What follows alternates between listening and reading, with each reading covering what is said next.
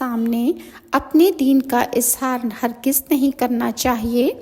اس کے بعد اس نے ہمیں اندر کے آنے کی اجازت دے دی۔ جب ہم اندر گئے تو بادشاہ سرخ رنگ کے کپڑوں میں ملبوس فرش پر بیٹھا تھا۔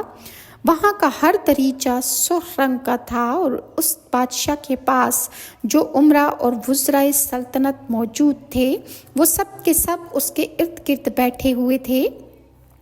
جب ہم بادشاہ کے نزدیک پہنچے تو وہ ہنسنے لگا اور ہم سے کہنے لگا کہ تمہارا کیا جاتا ہے اگر تم ہمیں ہمارے رواج کے مطابق دعا سلام کہتے۔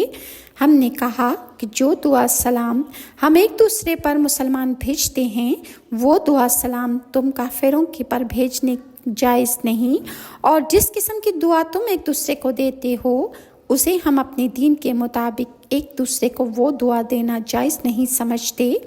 بادشاہ کہنے لگا کہ تمہاری دعا اور سلام کس طرح کی ہوتی ہے؟ ہم نے کہا کہ جب ہم ملتے ہیں تو ہم کہتے ہیں السلام علیکم۔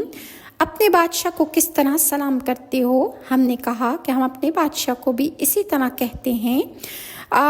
اس نے کہا کہ تمہیں کس طرح جواب دیتا ہے؟ ہم نے کہا کہ وہ بھی اسی طرح سے ہمیں دوبارہ کہتے ہیں وعلیکم السلام۔ پھر کہا کہ تمہارا سب سے بڑا کلام کون سا ہے؟ ہم نے جواب دیا کہ لا الہ الا اللہ واللہ اکبر۔ تو جیسے ہی ہم نے کلمہ توحید دہرایا تو دریچہ حرکت میں آ گیا، زلزلہ آ گیا اور ہر جگہ کانپ اٹھی۔ جب اس بادشاہ نے اپنا سر اٹھایا تو وہ بھی کانپنے لگا۔ اس نے کہا کہ جب تم اس کلمے کو اپنے گھروں میں پڑھتے ہو تو کیا تمہارے گھروں کے دریچے، دروازے اور پورا گھر اسی طرح حرکت کرنے لگتا ہے یا زلزلے آ جاتے ہیں؟ ہم نے کہا اللہ کی قسم ہم نے تو اس جگہ کے سوا ایسا کہیں بھی نہیں دیکھا۔ بادشاہ نے کہا کہ مجھے یہ بات پسند ہے کہ تم جس جگہ اس کلمے کو پڑھتے ہو وہی جگہ حرکت میں آ جاتی ہے، زلزلے آ جاتے ہیں اور میرے ملک کا کچھ حصہ میرے ہاتھ سے نکل جاتا ہے۔ ہم نے کہا کیوں؟